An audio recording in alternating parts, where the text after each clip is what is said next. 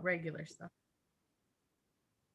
So we will give everybody a few minutes to log in. Glad you're here with me today. I also have, I've got a couple of tricks up my sleeve this morning, so I'm excited about that. I think art is so cross-curricular to begin with, though. For sure. You can always sneak in those fun things. Yes. And so we are starting to get people to log in, and I would suggest to all of you logging in this morning to turn on your, I think I have to make you all panelists. Let me see if I can do that. Usually I have the help of a director, producer, but unfortunately he is not here today, so I am on my own. Welcome, Beth, and welcome, Kris. Glad you guys are here. I'm going to promote you to a panelist. I'm going to promote you both to a panelist, and that means you can turn on your camera. It also means you can turn on your microphone if you want to participate. You do not have to, but this is kind of an interactive thing. It's just a big distance second to being in the same room with you. Also, too, feel free to use the chat. Thank you, Jen, for welcoming everybody via chat. And type in, like, you know, what grade level you teach and where you're from. I'll give everybody about one more minute because we only have a half an hour and it does go by super duper fast. Kris, do you want me to make that? Do you have our link to our thing out in the open, or do you need me to find it? I do. I actually meant to ask you that ahead of time because I always struggle to paste it. It's, yep. I've got you, boo. Thank you so much. Valerie, welcome. I am, as you guys are joining, I am inviting you to be panelists so that you can participate with us. So I'm promoting you all to panelists, and if you would like to show your beautiful faces, we would love to see you. I always thrive off of that, although just seeing your names out in front of me makes me happy too. Welcome, everybody. I am working to promote everybody as panelists as you join. It will invite you to become a panelist. It doesn't mean you have to do anything. It just means it gives you an opportunity to turn on your camera and also to turn off your microphone if you would like to talk out loud. And we would love that. Jen has put in the chat a resource in a Google Drive to all of these half an hour Maker Mondays that we've done this summer. I'm going to go ahead and get started just because we only have a half an hour. So welcome everybody to Maker Monday. I am Kris Bakke. I'm the Customer Engagement Manager at Nasco, specifically for art. And it is hands down my favorite subject in the school and my favorite people in the school. And with me today, I have Jen Dahl. She is elementary educator in Black River Falls. Yep. She also is a leader in our industry because she has been part of Wisconsin Art Education Association, the past president. She is a past elementary division director for NAEA. She's a youth art month coordinator. She is a mover and a shaker. So if you do not know her, meet Jen Dahl. And Jen, thank you so much for being here. Absolutely. I'll share my school email because I'm very much an open book, probably too much of an open book, but that's okay. If you ever want to know what I'm up to on any given day, I'll totally share my lesson plans with you. Me too. And just great to connect. I'm sorry, I just wrote that to just one person. I'll fix it. Also, great to connect dots. You know, if you want to know who's good at what or how to get to know somebody, Jen is a perfect person to say, hey, can you help connect me? And she will do that. So today, you guys, we're talking about art and cross-curricular. And this is probably a year that you can elevate art education by talking about how your lessons and your curriculum connect with the other disciplines in school. There's a lot of talk about, concern, and learning loss is kind of a bad word in the education market right now, but just are students behind because of the COVID pandemic and because of virtual learning and things like that. Some probably are, some probably aren't, but trying to figure out where students are at. And when you can connect other subjects to art, it's going to help you. So in the document that we're sharing, there's all kinds of resources, even from the former sessions that we have done. We've done some social emotional learning. We've done some books. We've done a wide variety of things. Feel free to pop in the chat your ideas, your suggestions. We'd love to hear from you and love to make this as interactive as possible.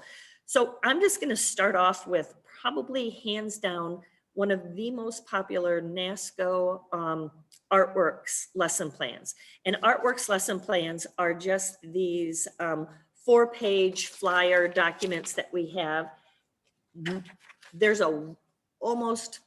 probably almost 100 of them on nascoeducation.com. I would say there's 100 or more.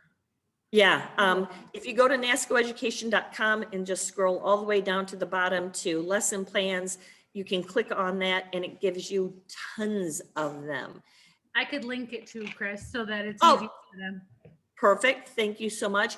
And as you guys come on, I am trying to promote you to panelists so can that I do you that can, too to help you?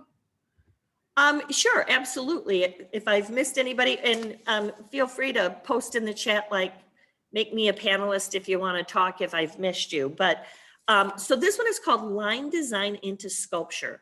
And it was written by Lori Taylor in Cambridge Middle School. And I came into her classroom, and sort of on her shelf, like what's behind me, she had these beautiful, unique looking sculptures.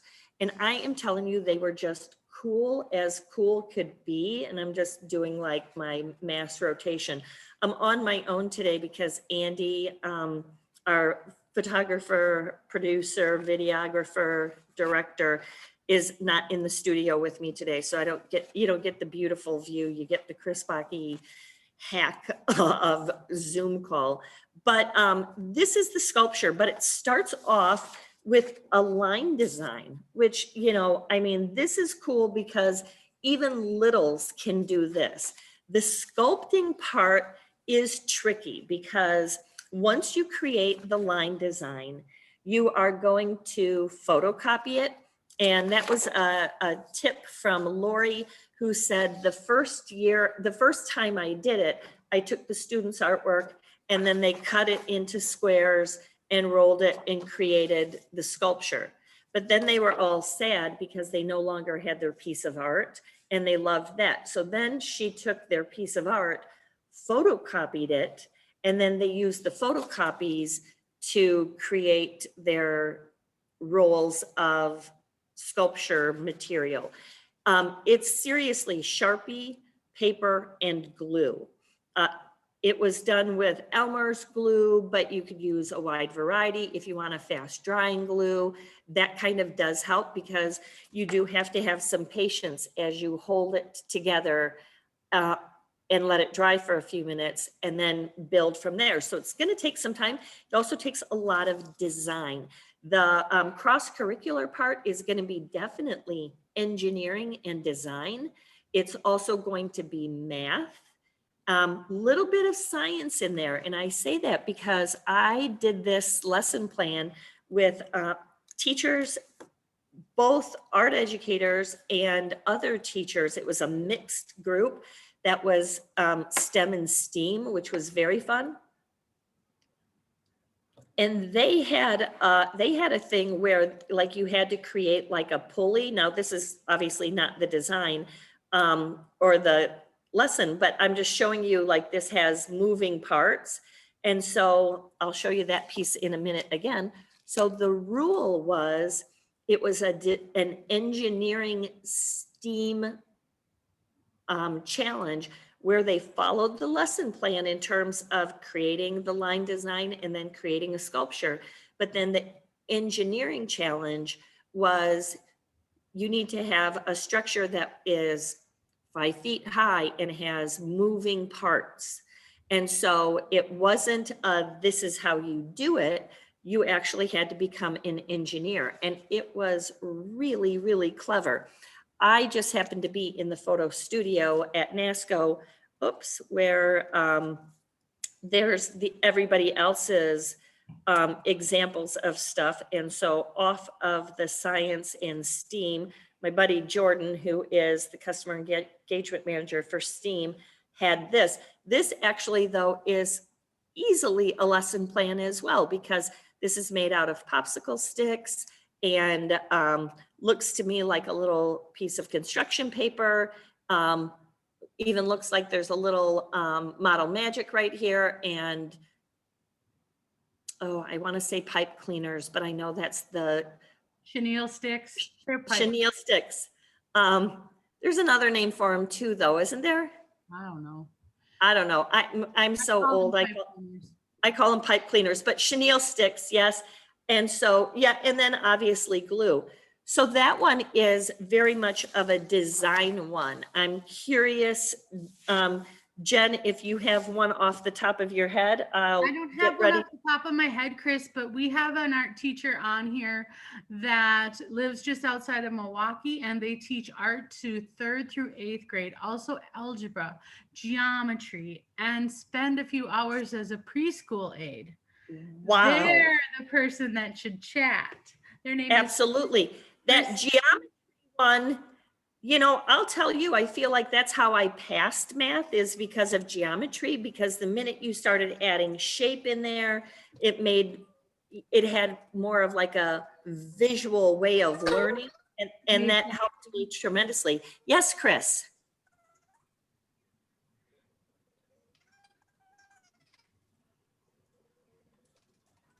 Kris, I don't know if you are on mute, but it looks like you want to talk.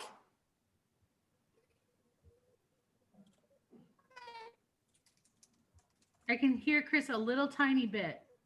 I could too.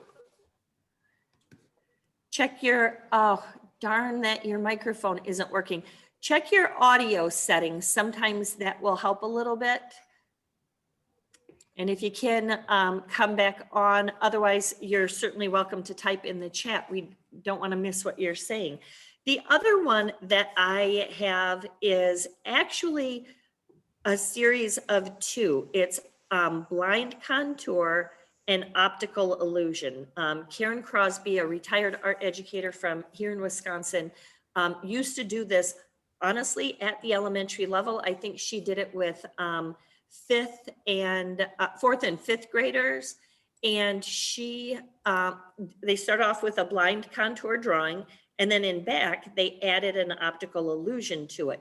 We then decided it would be very fun to create it in the form of when you're doing Zooms. So like right now, I would be looking at Jen's face and just doing the blind contour of Jen's face.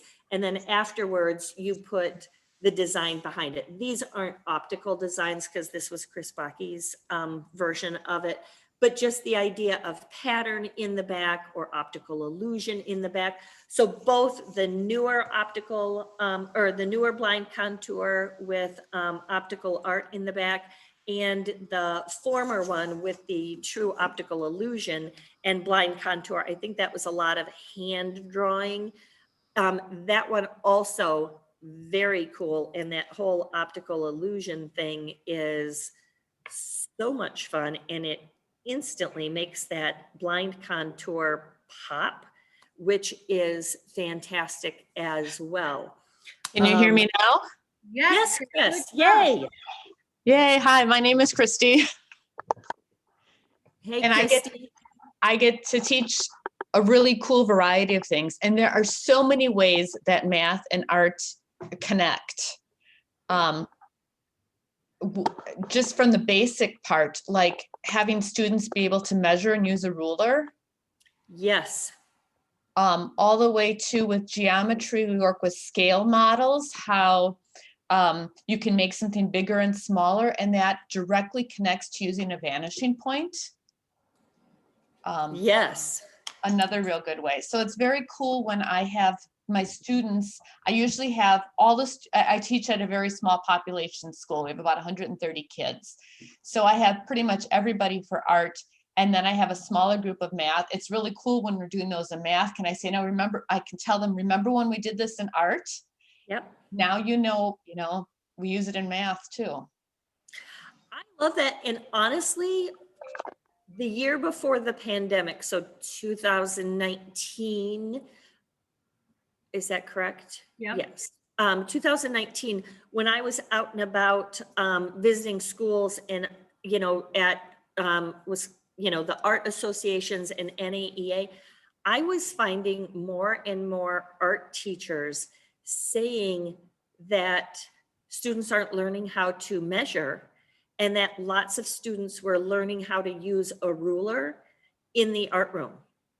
And so that is fantastic. And again, those are the things that I would even recommend, like when you put up the piece of art, you know how you display all your art on the walls and stuff like that. When you do that, throw up some of those objectives, learned to use a ruler, because as parents go by, as administrators go by, that shows that you are elevating art education to support, district initiatives of, higher math scores and better science scores and stuff like that.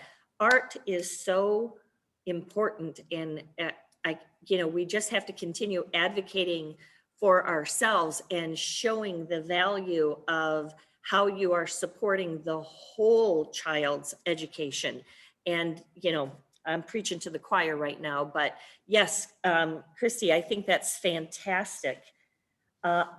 Any lesson plan that you can think of that pops out of your head right at the moment?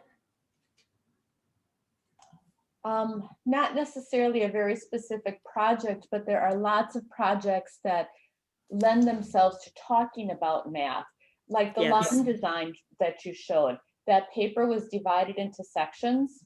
Yep. Awesome for talking about fractions. Okay, you Yes. fold your paper in half to find the middle. Now, if we fold it in half again, what's a half of a half? And you're working with fractions. That could also be measuring shapes. You've got squares in there, quadrilaterals. There just are so many options to just talk about it in connection with different projects.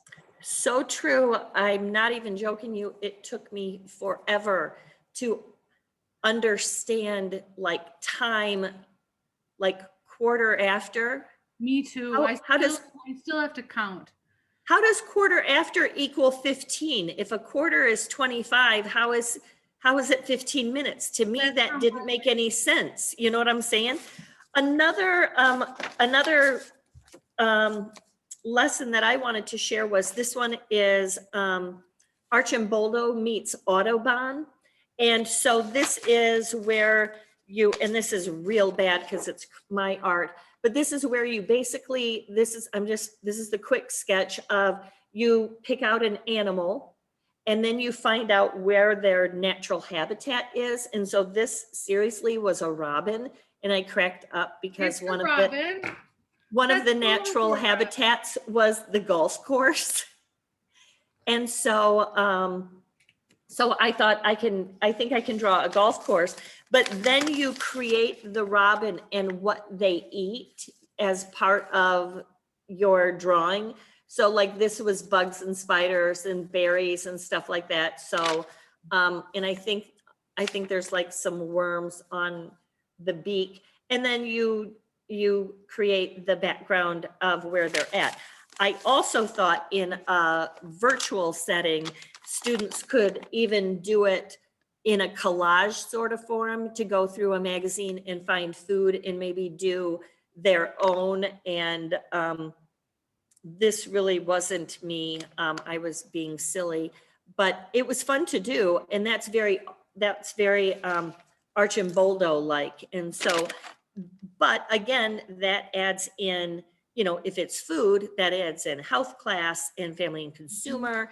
If it's animals and habitat, you're going to get some science in there. And so very cool. Kelly, thank you so much. The safety compass, and you're so sweet to even put our link in there. Appreciate that. Yeah, because to tell you the truth, it's amazing. Two things. One is I always find it to be amazing for students like me who struggled a little bit with math and science. Just wasn't my deal. To be able to do something visual with it always helped me learn.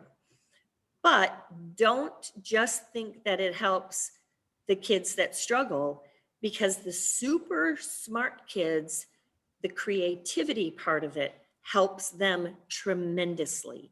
You give them this opportunity to think outside of 1 + 1 = 2 every single time. Because yes, the math works, but then when you give them a visual way to show it, it helps them to think creatively and become problem solvers and be able to be critical thinkers in a different way than just logistical. And that is a giant gift for gifted and talented. So, you know, art is really serving all needs and all abilities. Yeah, I'll add that to the resource sheet as well, Kris. Oh, thank you.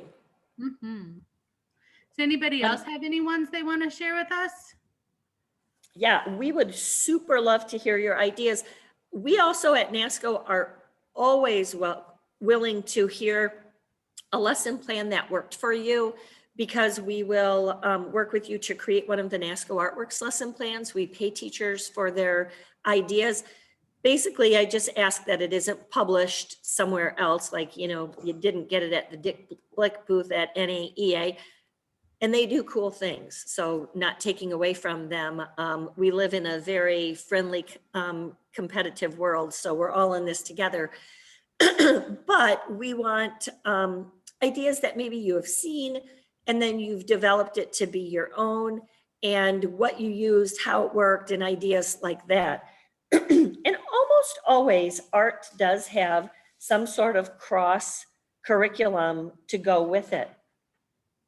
Another one that was really fun to do, and again, the supplies were pretty easy, was this koi. It was basically just called the koi lesson plan, but you started off creating a koi fish, and it was watercolor and crayon. I think it used Sargent Art metallic, which is really beautifully iridescent-y, kind of shiny. But then you created some sea and water, and it talked about cool colors. So you're going to talk a little bit about science and color mixing. You're also going to talk about science. Then you tore them apart. Oh, this was me practicing making the koi, and let me just tell you, that wasn't either easy. Cool colors, and then warm colors were your fish, and then you put them all together. And do I have the actual final? Oh no, I must have used that in something else. But long story short, you then put it all together and create it to look like it's like swimming through. And so you get kind of a cool final piece.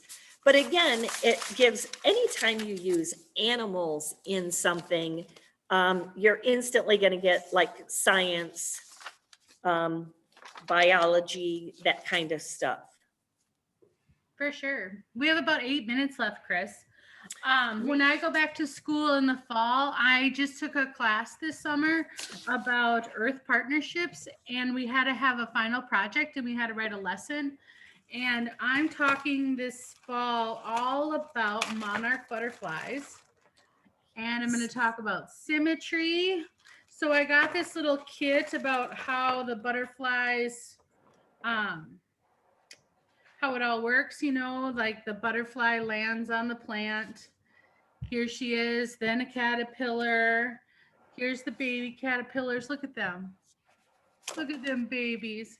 And then it goes into a cocoon, and then we get a butterfly again. So the kids and I are going to talk a lot about symmetry. We're going to talk a lot about science. I bought some great books. This one's my favorite.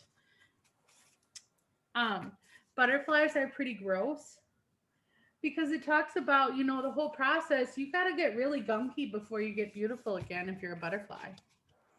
I love that. It's by Rosemary Moscow. And yeah, butterflies are sometimes gross when they have to be made into a butterfly from a caterpillar. That And one is, others that include like social emotional stuff, like Martha Milkweed Has No Friends. yep. So totally ties in lots of the things we've been chatting about this summer. Yes, and in the Google Doc that Jen included, there was an entire half-hour session on books, literacy in art. But, you know, every time students create something, you know, they can then reflect and write about it. You know, artist statements help them practice their writing, help practice, or even talking about it. It's great to get students to learn how to present in front of their peers.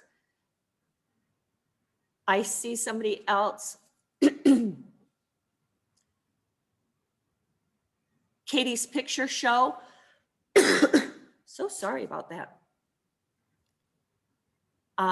Yeah, this is fantastic. I'll link the Google Doc again. I also put my email address in there, kbakke@nascoeducation.com. And even if you go to just Nasco Education, you'll be able to find me or find somebody who can link you to me. With the last 5 minutes, I am going to share my screen because Nasco has, and this is a little bit of a shameless plug, except for you 10 participants who participated today. So if you're watching this and it's not July 26, 2021, and you are not on this live, sometimes there's a big value in joining live, because for the 10 people that are on today, you get a grant for an entire year of Nasco Educate. It's a subscription that's $149. And right now, this is what it looks like. We're going to have a little bit, it sounds like we're going to have a little bit of a facelift on it. Available courses are courses that are purchased, like the Nasco Art Curriculum, World Mosaic, and Perspectives. So that won't be on your subscription. But they're very excited. Are you seeing the chat? I know, I'm excited too, because this is what you get. And I am super proud of Nasco Educate, because it houses all of these webinars in this section called the Professional Development Library. And so you can see it's not just art education. So in a world of cross-curricular, there's a lot of other things out there.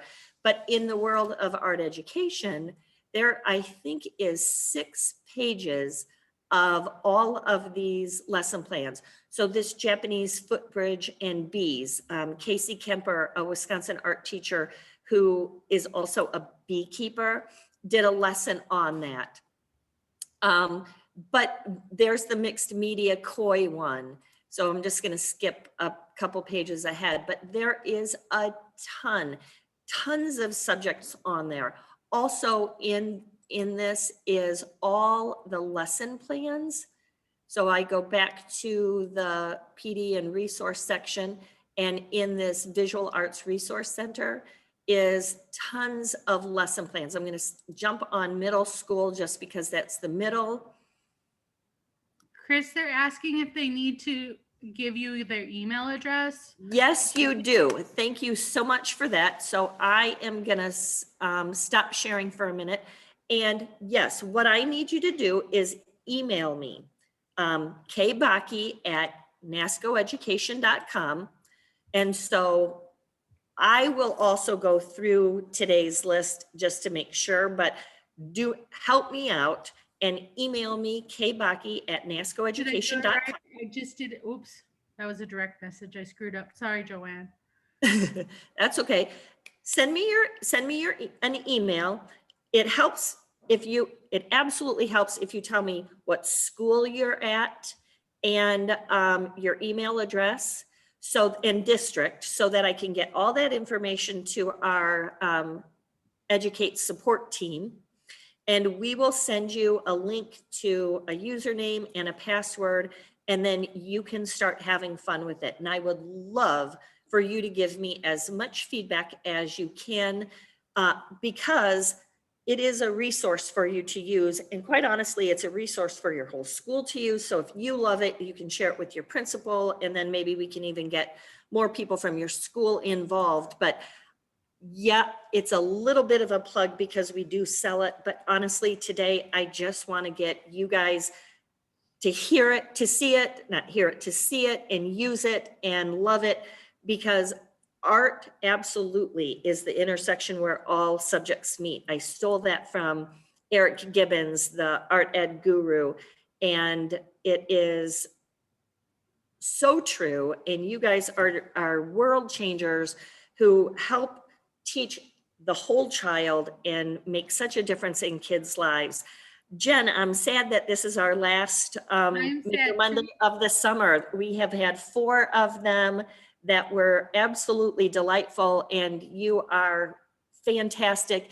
Does anybody have any quick questions? We have about 1 minute left. If you do have any questions, make sure you email Kris. I just attached it again, not just to Joanne this time. They're very thankful for Kris and very excited that you Oprah'd them today. Oh, NASCO Educate. You get a NASCO Educate. I know. I occasionally love to feel like Oprah, and I'm not sure if you can read my shirt today. It says, "We're all in this together." I mean, it does take a village, and we want you to know NASCO Education is on your side. And so I'm super excited. We will have more Maker Mondays. We are taking August off because we know a lot of people are getting ready for back to school. We'll be back in September. If you have an idea or suggestion for Maker Monday, let us know. Otherwise, enjoy your last few days of summer or last few weeks of summer. Re-energize, because we absolutely need you out there teaching our students. Jen, thank you so much. You are always amazing. Thank you so much for being amazing. Thanks everybody for coming today. Yep. Have a great day.